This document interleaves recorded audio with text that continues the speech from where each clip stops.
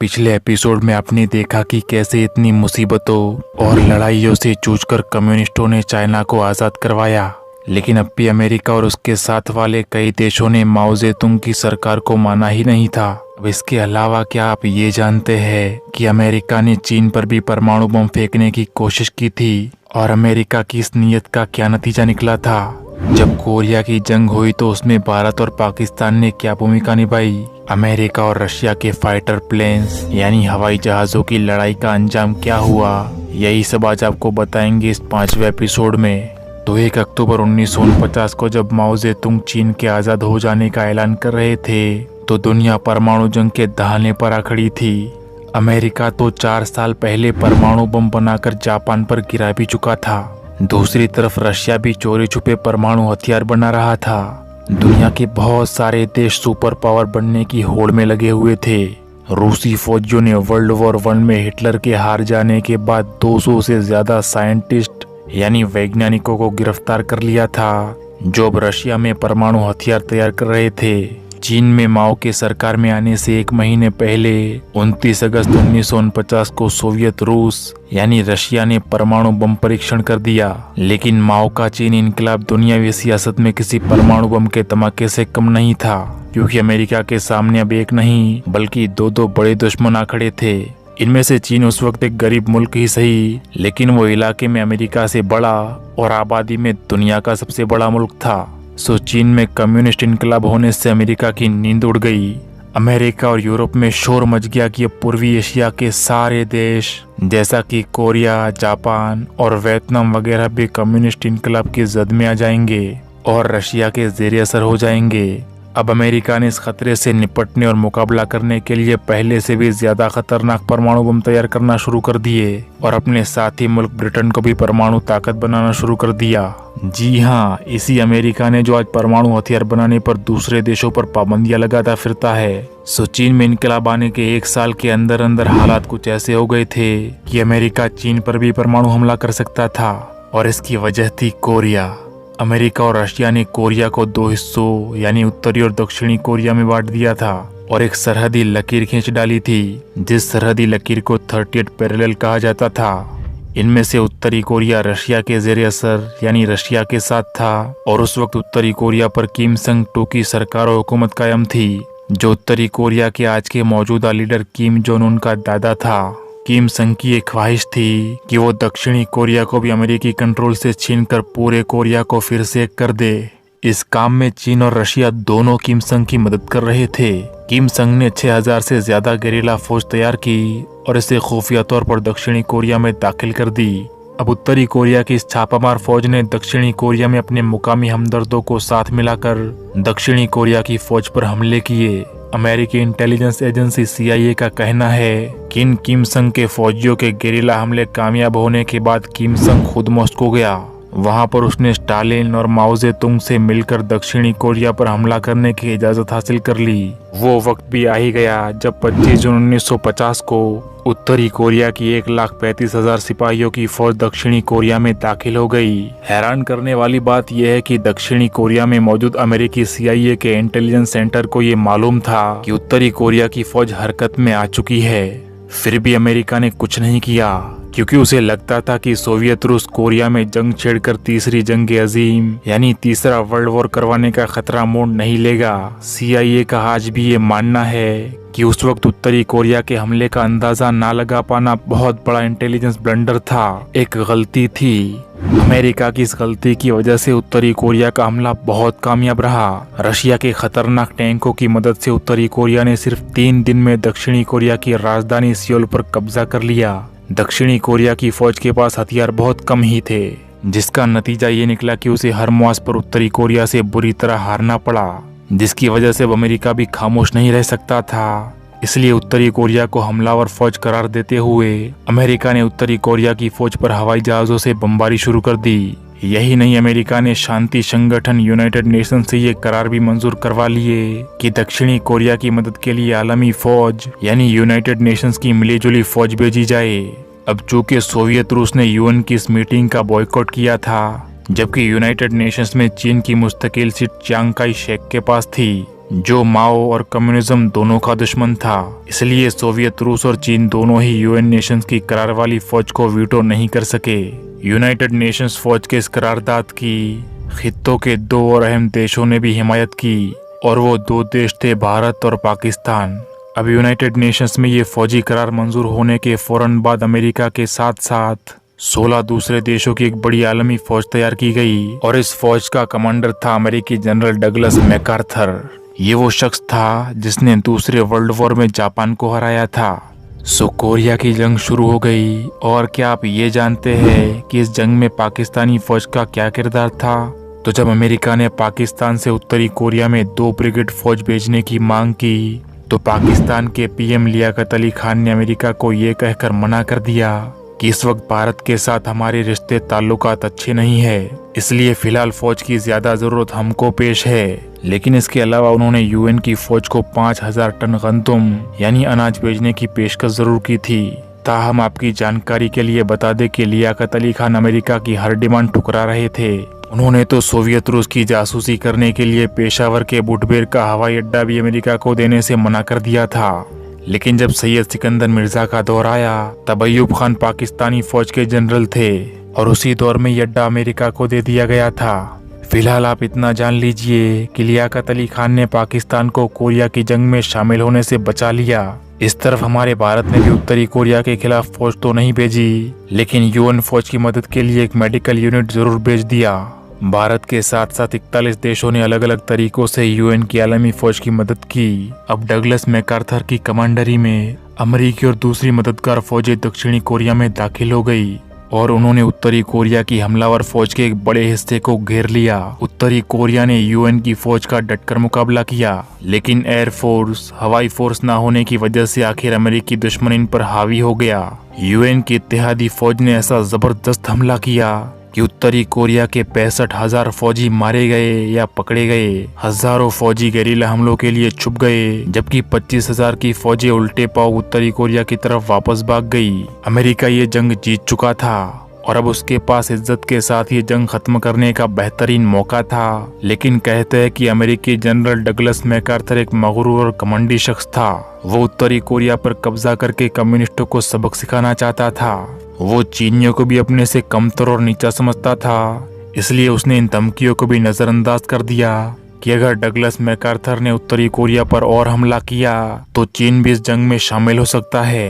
यही नहीं, मैकार्थर का एक और मकसद भी था। वो अमेरिका में रिपब्लिकन पार्टी के प्लेटफॉर्म से इलेक्शन भी लड़ना चाहता था, और अगर उत्तरी कोरिया के जंगी मुआसपरी से बड़ी कामयाबी मिलती तो उसके लिए अमेरिका में अपनी सियासत यानी अपनी सरकार खड़ी करना आसान हो जाता। सिर्फ और सिर्फ इसीलिए मैकार्थर ने उत्तरी कोरिया पर हमला करना जारी रखा।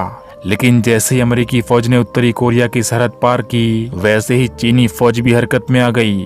13 और 14 सितंबर 1950 की रात को हजारों चीनी फौजी उत्तरी कोरिया और चीन के बीच में मौजूद येलो नदी को पार करके उत्तरी कोरिया में दाखिल हो गए। इसी फौज के पीछे चीनी इलाके के अंदर 8 लाख फौजियों की एक और फौज खड़ी हुई थी। लेकिन अमेरिकी CIA और फौजी हाईकमान को इसकी कानो कान खबर तक नहीं हुई, और ये अमेरिका का दूसरा इंटेलिजेंस ब्लंडर था, गलती थी, और इस गलती की अमेरिका को बहुत बड़ी सजा भी मिली। उत्तरी कोरिया में घुसने के बाद चीनी फौजी उत्तरी कोरिया के पहाड़ों और जंगलों में छुप गए, और जैसे ही यूएन के इत्तेहादी फौजी नजदीक पहुंचे, वैसे ही चीनी फौज इन पर टूट पड़ी। चीनियों के पहले ही हमले में 10,000 अमेरिकी और कोरियाई जख्मी हो गए और मारे गए। लेकिन चीन का ये हमला तो सिर्फ ट्रेलर था। दरअसल चीनी फौजी अपने दुश्मन की लड़ने की सलाहियत और तरीके को चेक कर रहे थे कि वो कितने पानी में है। जब इन्हें दुश्मन की ताकत का अंदाजा हो गया तो वो फिर जंगलों में छुप गए।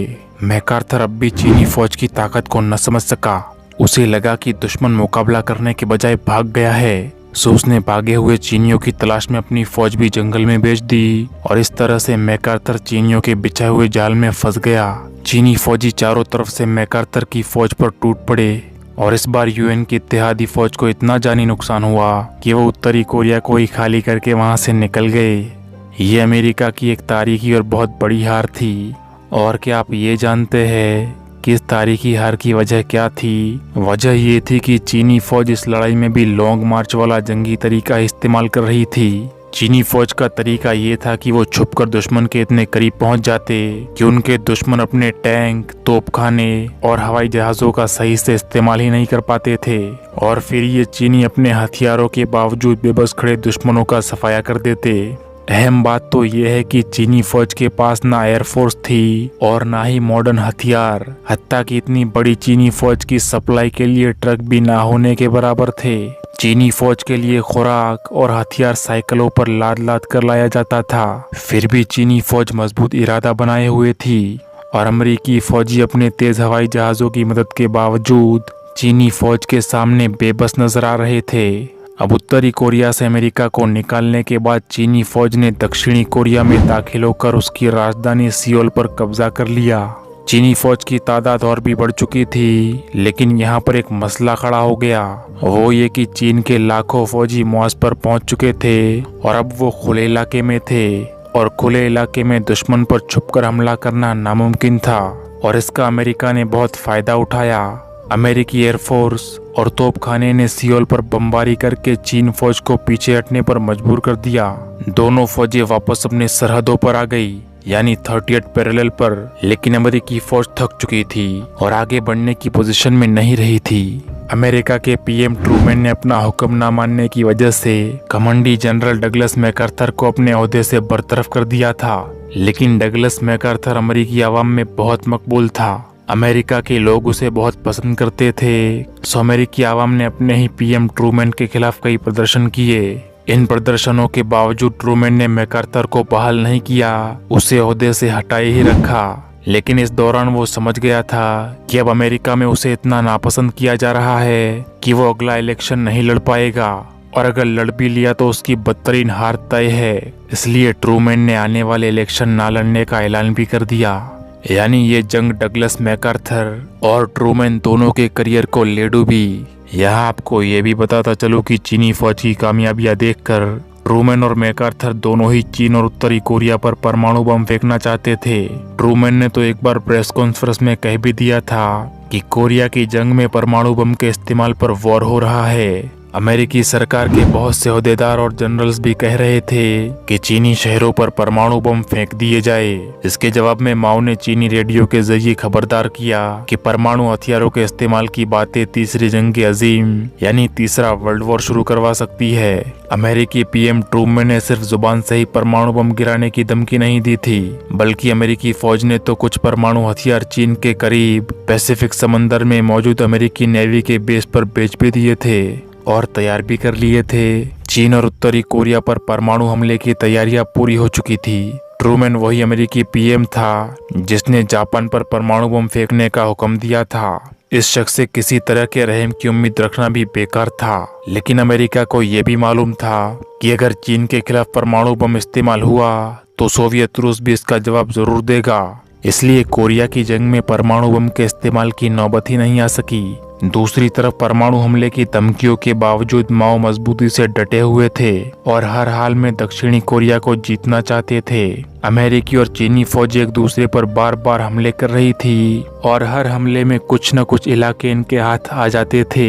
साल 1953 में चीनी फौज ने अपना आखिरी हमला करके यूएन के इत्तेहादियों को 30 किलोमीटर तक पीछे भी धकेल दिया। लेकिन इस हमले से पहले माओ जेतुंग का सबसे करीबी मददगार और सोवियत रूस का सरबराह स्टालिन इंतकाल कर गया। चीन के लिए एक बड़ा झटका था। स्टालिन जब तक जिंदा रहा उसने चीन और उत्तरी कोरिया की बहुत मदद की। चूंकि चीन के पास कोई और फोर्स यानी हवाई सेना नहीं थी, इसलिए स्टालिन ने चीन को मिग-15 हवाई जंगी जहाज और पायलट्स भी दिए थे। रूस क्योंकि सिफारती तौर पर अमेरिका से हालत जंग में नहीं था, इसलिए रूसी हवाई जहाज अमेरिकी फौज पर सीधी बमबारी नहीं करते थे और सिर्फ चीनी फौज को अमेरिकी बमबारी से बचाते थे, और वो भी सिर्फ उत्तरी कोरिया के एक छोटे से इलाके में। उत्तरी कोरिया के जिस हिस्से की हिफाजत रशिया के मिग-15 हवाई जहाज कर रहे थे, इस इलाके को अमेरिकी पायलट मिग एली या मिग की गली कहते थे।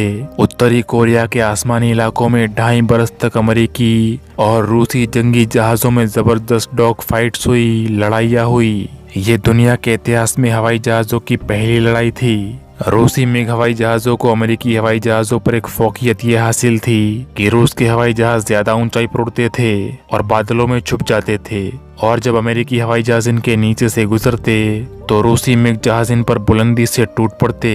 लेकिन अमेरिकी पायलटों की ट्रेनिंग जबरदस्त थी और इनके पास F-86 सेबर हवाई जहाज थे। वही सेबर जहाज जिनको पाकिस्तानियों ने 1965 और 1971 की जंग में भारत के खिलाफ इस्तेमाल किए थे। अब अमेरिकी पायलटों ने इतने रूसी मिग 15 गिराए कि सेबर जहाजों को मिग 15 का कातिल कहा जाने लगा। इन हवाई लड़ाइयों में 500 रूसी मिग 15 जहाज तबाह हुए, जबकि इसके अलावा रूस के 200 पायलट भी मारे गए। बहरहाल स्टालिन की मौत की वजह से माओ का दक्षिणी कोरिया को फतेह करने का ख्वाब अधूरा ही रह गया और उन्होंने जंग रोकने का फैसला कबूल कर लिया। उन्होंने जंग बंदी कबूल कर ली, लेकिन जंग बंदी का कोई बकायदा खास मुआहदा या करार तय नहीं हो सका, जिसकी वजह से टेक्निकली दक्षिणी और उत्तरी कोरिया आज भी हालत जंग में है और इनकी कशमकश जारी है। आज भी कोरिया के लिए लड़ी जाने वाली जंग में किसी को भी फातेह नहीं समझा जाता, यानी इस जंग में कोई नहीं जीता था, क्योंकि चीन दक्षिणी कोरिया पर और अमेरिका उत्तरी कोरिया पर कब्जा करने में नाकाम रहा। दोनों ने अपने अपने ज़ेरे कंट्रोल इलाके का डिफेंस किया, दिफा किया। यूं फौजी नुक्ते नजरिए से ये जंग दोनों तरफ बराबर रही, लेकिन एक तरह से ये चीन की बहुत बड़ी कामयाबी थी, क्योंकि एक ऐसी फौज जिसके पास जदीद और मॉडर्न हथियार और एयरफोर्स नहीं थी, फिर भी उसने 3 साल तक एक सुपर पावर को बराबर की टक्कर दी। और यही नहीं, अपने कई पुराने दुश्मनों जैसे कि ब्रिटेन और फ्रांस से भी हिसाब चुकता किया।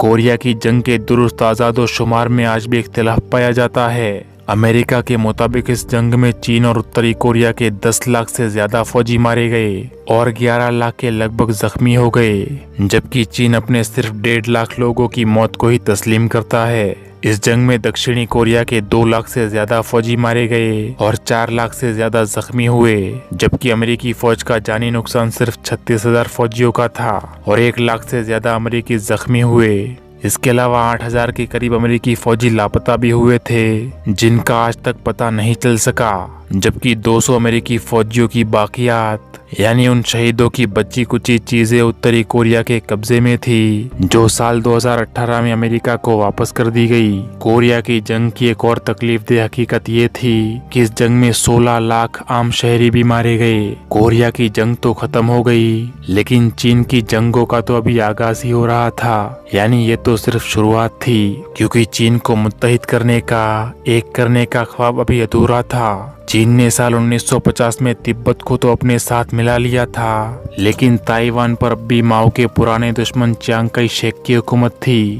इधर चीन और भारत के दरमियान हिंदी चीनी बाई बाई के नारे लग रहे थे, जबकि पाकिस्तान और चीन में नाराजगी भरी हुई थी। माओ जेतुंग पाकिस्तान से नाराज हो गए, लेकिन क्यों? आखिर इसकी क्या वजह थी?